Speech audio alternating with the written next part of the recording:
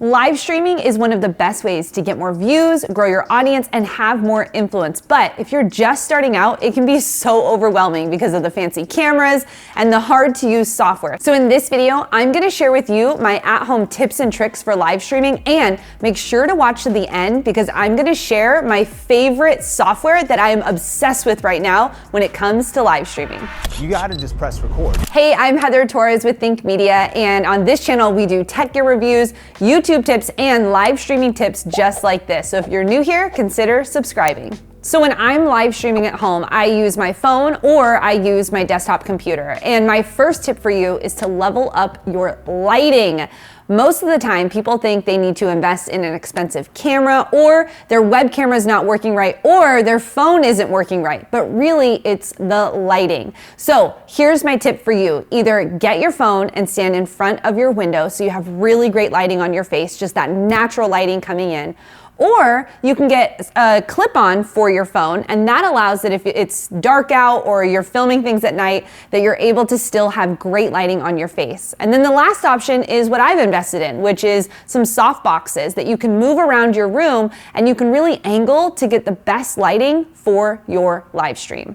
My second tip for you to making your live streamings amazing is to have great audio. This was something that I didn't invest in first, and I wish I would have, because audio is even more important than the video quality. A lot of times people will be listening to the live stream just on their headphones, or they'll be doing other things. So your audio needs to be at a level where it's coming through their headphones and through their speakers in a higher quality. So you have a couple options. You can invest in a lavalier mic that can connect right into your phone, or you can do something like I have, which is the Shure MV88, just connects right into my iPhone, and there's a little more custom pieces you can do inside of the app. And there's the other option if you're live streaming from your desktop, which is to have a USB microphone. Now, I've gone above and beyond in my investment with this because I wanted to make sure that the audio quality was great for podcasting and for live streaming. So I invested in the Blue Yeti X, which is about a $200 investment, but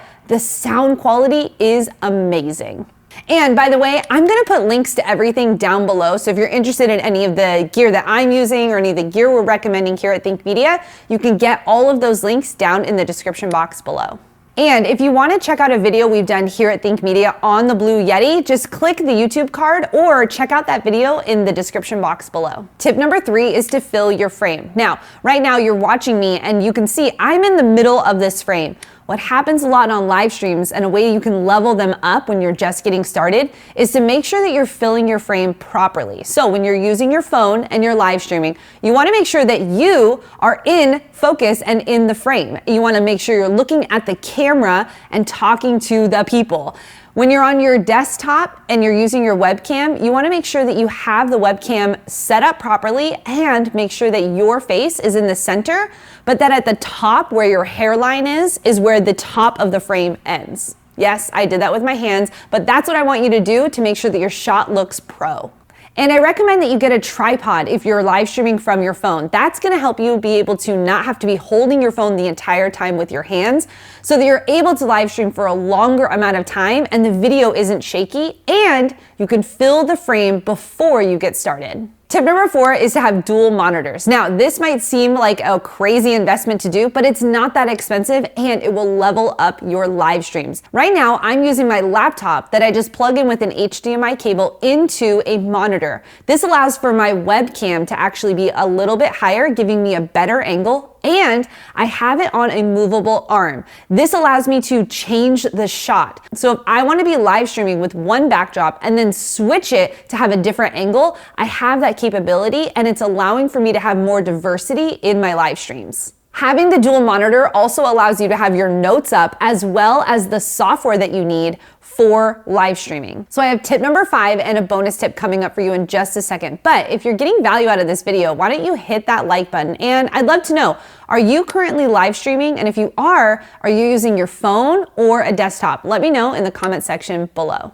Tip number 5 is to use an easy streaming software. Now, if you're streaming from your phone, you can just go directly to Facebook or YouTube. But if you are live streaming on a desktop and you want to make it more interactive, or you want to have multiple guests on, or you want to be able to do a teaching type video where you can be sharing your slides, then I highly recommend my favorite software right now, which is Streamyard. Streamyard is an easy to use desktop software. And if you're brand new to software to be using for live streaming, I highly recommend checking out this one. We have a link down below for you to get started. They have a free version and a paid version. But here's the thing, when you're live streaming on your desktop, it's so much better to have a back end where you're able to do so much more than what Facebook and YouTube allow you to do just directly onto their platform. So check out the link below if you want to get started with Streamyard, and make sure to check the playlist that we have linked here, because we have an entire step-by-step walkthrough of how to get started with Streamyard. So make sure to check that out. And my bonus tip for you today is to have a plan. Man, there is nothing worse than watching someone on a live stream just ramble on and on and on. So when you go into the live stream,